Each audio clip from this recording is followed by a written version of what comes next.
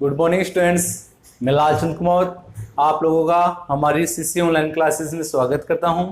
हाँ, तो जैसे कि बच्चों अपन यहाँ पर आज 9th क्लास का एक टॉपिक लेके आ रहे हैं और 9th क्लास का अपने पास में जो चैप्टर है पहला नंबर सिस्टम, इस चैप्टर के बारे में पढ़ेंगे, यानी कि नंबर सिस्टम संख्या पद्धति। संख्या पद्धति के बारे में अपन पढ़ेंगे। संख्या पद्धति होती क्या है, नंबर सिस्टम होता क्या है और इसके बेसिक, इसके टाइप्स, इसके प्रकार के कौन कौन से हैं, इनके बारे में अपन यहाँ पर जानकारी लेंगे। तो सबसे पहले मैं ले रहा हूं आपके पास में नंबर सिस्टम लिख देता हूं यहाँ पर।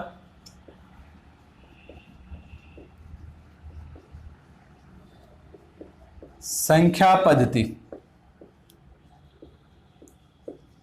हाँ, तो नंबर सिस्टम संख्या पद्धति की बात करूं यहाँ पर, तो संख्या पद्धति क्या होती है, आप लोगों ने जैसे नॉर्मल संख्या होती है, ठीक, जो नंबर है काउंटेबल नंबर वगैरह, नेगेटिव संख्या होगी आपके पास में, पॉजिटिव संख्या होगी, फ्रैक्शन भिन्न वाली संख्या होगी, इन सबको अपन क्या कहेंगे यहाँ पे संख्या पद्धति, यानी कि नंबर सिस्टम के टाइप्स रहेंगे। इन नंबरों के बीच में फिर अपन इसमें पता करेंगे कि इन नंबरों को ऐड कैसे करेंगे, इनको जोड़ेंगे कैसे, इनको घटाएंगे कैसे, इन सब के बारे में अपन यहाँ पे डिटेल से देखेंगे। तो सबसे पहले मैं यहाँ पे नंबर सिस्टम की जो डेफिनेशन है वो आपके पास में बता देता हूँ मैं। परिभाषा होगी आपके पास में कि जो संख्या पद्धति आपके पास में काउंटेबल नंबर है, ठीक, जिनको अपन एक लाइन पे ड्रॉ कर सकते हैं, वही आपके पास में यहाँ पे संख्या पद्धति रहेगी। संख्या नंबर होंगे आपके पास में।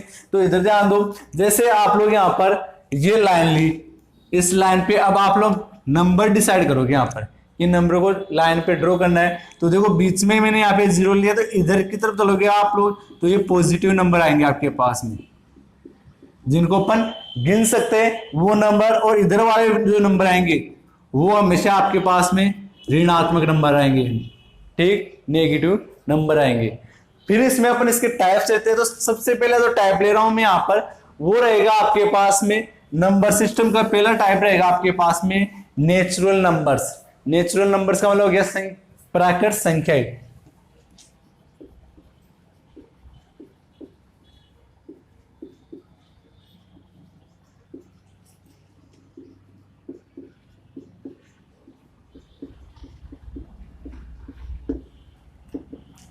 ठीक, तो नेचुरल नंबर कौन से होते हैं आपके पास में, नेचुरल नंबर होंगे आपके पास में जो काउंटेबल नंबर है, उन्हीं को अपन नेचुरल नंबर कहेंगे, यानी कि जिन नंबरों को अपन गिन सकते हैं उनको क्या कहेंगे अपन यहाँ पर नेचुरल नंबर, प्राकृत संख्या। तो प्राकृत संख्या एक में आपके पास में संख्या आ गई आपके पास में, जैसे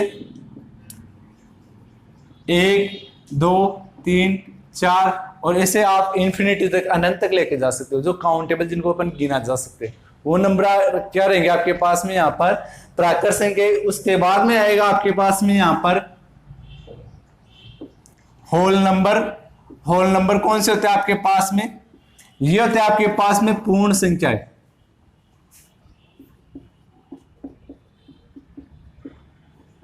और पूर्ण संख्या क्या होगी, इसमें क्या रहेगा आपके पास में, पूर्ण संख्या में 0 भी इंक्लूड रहेगा। जो आपके पास में जो प्राकृत संख्या थी, इस प्राकृत संख्या में एक से पहले क्या लोगे आप, 0 लेते ही आपके पास में क्या बन जाएगी, पूर्ण संख्या भी रहेगी।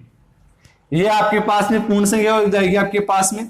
इसके बाद में लिया जाता है इंटीजर नंबर। तो इंटीजर नंबर कौन से होते हैं आपके पास में,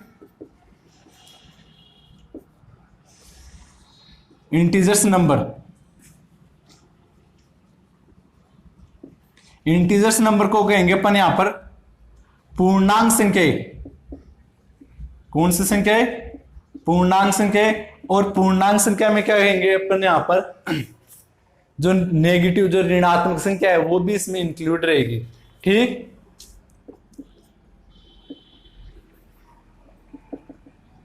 -3, -2, -1, 0, 1, 2, ये सब आपके पास में क्या चलेगी यहां पर, इंटीजर नंबर। उसके बाद में आता है आपके पास में रेशनल नंबर, ठीक। रेशनल नंबर क्या होता है आपके पास में, रेशनल नंबर रहेगा आपके पास में जिसको अपन परिमेय संख्या कहेंगे। कौन सी संख्या कहेंगे, परिमेय संख्या। इस संख्या को अपन किसके रूप में कैसे व्यक्त करते हैं, उन चीजों के बारे में अपन यहाँ पर डिटेल से पढ़ेंगे। देखो आपके पास में जो नंबर सिस्टम था, इसमें तो आपके पास में देखो बेसिक डिटेल तो यही रहेगी तीनों। इसके बाद में आप लोग इन नंबरों से कौन कौन से नंबर बना सकते हो, जैसे फ्रैक्शन वाले नंबर होते हैं उनमें आपके पास में रेशनल और इरेशनल दो टाइप के नंबर रहेंगे आपके पास में। रेशनल नंबर कौन से थे और इरेशनल नंबर कौन से थे, उन चीज के बारे में अपन यहाँ पर पढ़ेंगे यहाँ पर। तो आपके पास में देखो, पहले तो लूंगा मैं परिमेय संख्या। तो परिमेय संख्या कौन सी होती है? परिमेय संख्या होगी आपके पास में रेशनल नंबर, वे संख्या है जिसको अपन P/Q के रूप में लिख सकते हैं, P/Q के रूप में शो कर सकते हैं यहाँ पर। जिसमें देखो क्यों रहेगा वो नॉट इक्वल 0 रहेगा। क्यों का मान क्या नहीं रहना चाहिए? 0 नहीं रहना चाहिए, कि P/Q के रूप में लिख सके परिमेय संख्या है।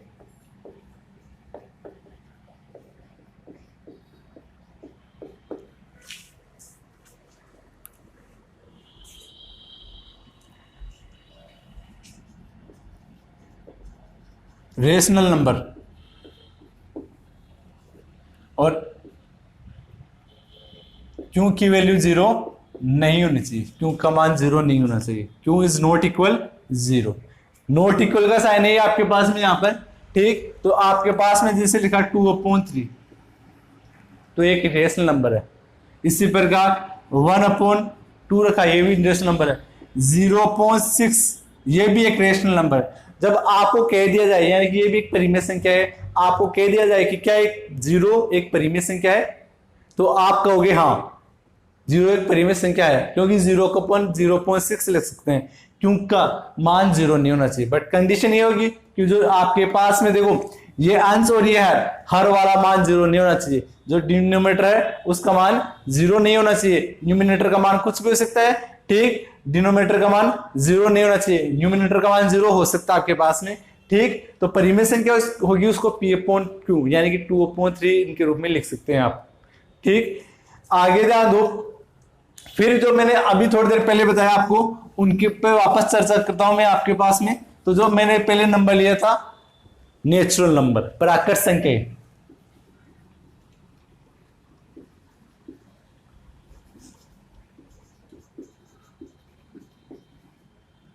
नेचुरल नंबर, हाँ नेचुरल नंबर की बात करूं तो नेचुरल नंबर में मैंने बताया आपके पास में प्राकृत संख्या है। इसमें कुछ निष्कर्ष, कुछ कथन, कुछ स्टेटमेंट निकलेंगे, उन पे नजर रखेंगे। 1 2 3 4 ये लिया मैंने यहां पर। उसके बाद में लिया था मैंने होल नंबर, यानी कि पूर्ण संख्या।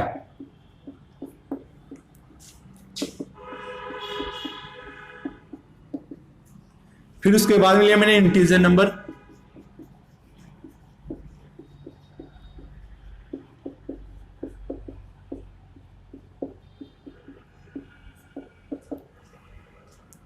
माइनस वाली वैल्यू भी आएगी इसमें,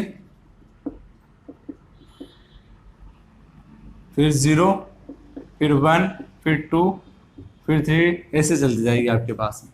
तो इधर ध्यान दो, नेचुरल नंबर, क्या नेचुरल नंबर को पूर्ण संख्या कह सकते हो आप लोग? क्या नेचुरल नंबर को एक पूर्ण संख्या, क्या प्राकृत संख्या को पूर्ण संख्या कह सकते हैं अपन? तो आप लोग क्या कहोगे यहां पर? देखो, जो नेचुरल नंबर है, जो प्राकृत संख्या है, इसको पूर्ण संख्या कह सकते हो आप लोग? तो आपका रिजल्ट रहेगा हाँ, क्योंकि 1 2 3 4 ये पूर्ण संख्या में है। तो जो आप लोग प्राकृत संख्या को पूर्ण संख्या कह सकते हो, लेकिन क्या प्रत्येक, अब दूसरी लैंग्वेज में बोलूं मैं, क्या प्रत्येक पूर्ण संख्या को क्या नेचुरल नंबर कह सकते हो? प्रत्येक का नाम दे दिया गया यहाँ पर, ईच का नाम दे दिया गया, क्या each whole number is natural number? Each whole number is natural number. तो ईच में आ गया, तो ईच में बात करूं तो यहाँ पे 0 भी इंक्लूड हो रहा है, और 0 आपके पास में क्या नहीं होता? नेचुरल नंबर नहीं होता। तो आप लोग क्या कह सकते हो कि एक होल नंबर है, each natural whole number, sorry each whole number को आप नेचुरल नंबर नहीं कह सकते, जबकि आप ईच नेचुरल नंबर को क्या कह सकते हो? आप होल नंबर। ये नेचुरल नंबर होल नंबर कैसे कहला सकता है, यही नेचुरल नंबर इंटीजर नंबर कहला सकता है। लेकिन एक इंटीजर नंबर को आप नेचुरल नंबर नहीं कह सकते, क्योंकि इंटीजर में क्या आ गया आपके पास में? नेगेटिव वाली संख्या भी आ गई, 0 भी आ गया, तो ये आपके पास में क्या नहीं रहेगा? नेचुरल नंबर नहीं कह सकते इसको। लेकिन एक नेचुरल नंबर को ये दोनों बात कह सकते हो, होल नंबर भी कह सकते हो और इंटीजर नंबर भी कह सकते हो। यहां तक किसी की प्रॉब्लम? आई होप आपको ये समझ में आया होगा। फिर आगे बढ़ते इसमें।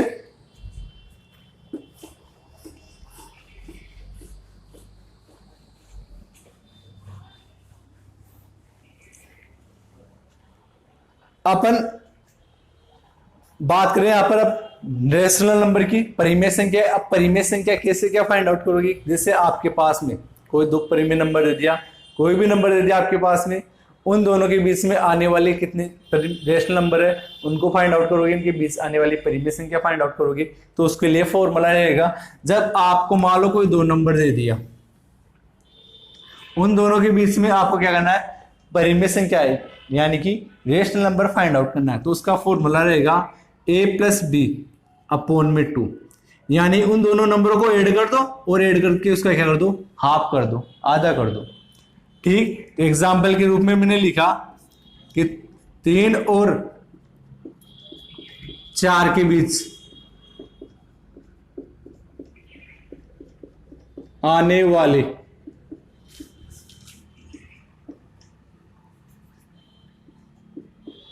दो परिमेय संख्याएं याद करो, ये लिखा। ठीक, कहने का मतलब ये हो गया आपके पास में कि find the two rational number between 3 and 4, 3 and 4, 3 and 4 के बीच आने वाले दो रेशनल नंबर फाइंड आउट करना है। Find the two rational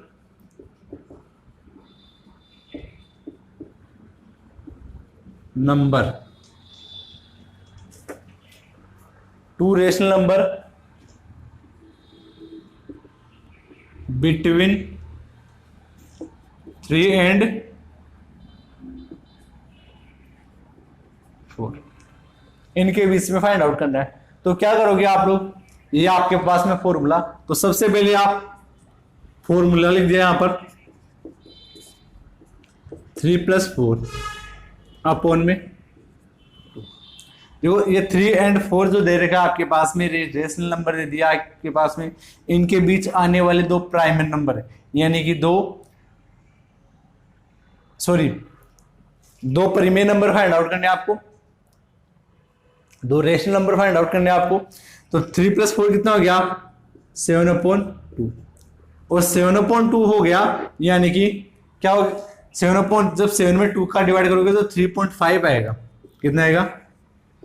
3.5। और ये 3.5 3 और 4 के बीच का है, 3 और 4 के बीच का है। तो इसको कैसे लिखोगे? 3 से बड़ा क्या है आपके पास में? 7/2 फिर 4, ये आएगा। यदि अब आपके पास में एक रेशनल नंबर फाइंड आउट कर लिया, तो दूसरा फाइंड आउट करने के लिए क्या करोगे? 7/2 में 4 ऐड कर दो और फिर क्या कर दो? आधा कर दो। कैसे? 7/2 + 4 और ये हाफ। फॉर्मूले के अकॉर्डिंग चल रहा है आप लोग। a + b/2, तो a का मान पहले दिया था 3, फिर 4 लिया मैंने b का मान और अपॉन में 2 कर दिया। आपके पास में पहला रेशनल नंबर है, पहला परिमेय संख्या आ गई 7/2। फिर दूसरा रेशनल नंबर फाइंड आउट करने के लिए क्या करोगे? 7/2 में पहले या तो इन दोनों में से कोई सा भी नंबर ऐड कर सकते हो, 3 भी ऐड कर सकते हो, 4 भी ऐड कर सकते हो। जैसे मैंने क्या 4 ऐड किया, तो ये 7/2 और 4 के बीच वाला नंबर आएगा आपके पास में। तो यहाँ 4 के अपॉन में कुछ भी नहीं, तो 1 ले लिया। यहाँ पर इन दोनों का आप लोगे एलसीएम निकालोगे तो कितना आएगा? 2 आ जाएगा एलसीएम। 2 का 2 में डिवाइड करोगे, भाग दोगे तो 2 का 2 में भाग दिया तो कितनी बढ़ जाएगा? 1 बार 1 को ऊपर वाले 7 से गुणा करना है, तो कितना जाएगा? 7। फिर प्लस का साइन, फिर 1 को 2 से डिवाइड करना है, तो कितने बढ़ जाएगा? ये 2 बार 2 को 4 से मल्टीप्लाई करना है, तो कितना जाएगा? 8 में यहाँ पर 2।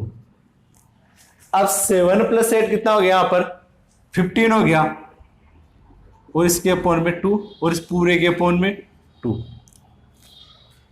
ठीक, जब इस रूप में कोई नंबर आ गया आपके पास में, तो ये वाला देखो, ये 15/2 एक कंप्लीट एक नंबर है, और इसको 2 से डिवाइड करो तो ये वाला 2:2 से मल्टीप्लाई हो जाएगा आपके पास में, तो ये हो जाएगा 15/2 मल्टीप्लाई 2 यानी कि 15/4। तो आपके पास में पहला रेशनल नंबर आया था 7/2, फिर उसके बाद में क्या कौन सा फाइंड आउट किया आपने 15/4। ये दोनों नंबर किसके बीच में 3 और 4 के बीच में, तो ये साइन भी ले लिया। 3 से बड़ा कौन सा गया 7/2, फिर इससे बड़ा कौन सा हुआ 15/4, फिर इससे बड़ा 4। ये आपके पास में आंसर आ गया। तो उम्मीद करता हूं आपको ये क्वेश्चन भी समझ में आया होगा। ठीक, अब अपन आगे बढ़ते हैं। तो अपन 1.1 ले रहे हैं यहां पर पहली पर्सन वाली को अपन पहले क्वेश्चन को सोल्व करते हैं यहां पर।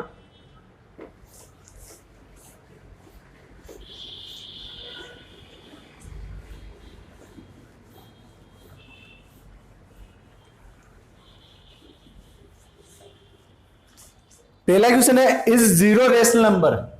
क्या 0 एक परिमेय संख्या है? क्या 1 0 एक परिमेय संख्या है?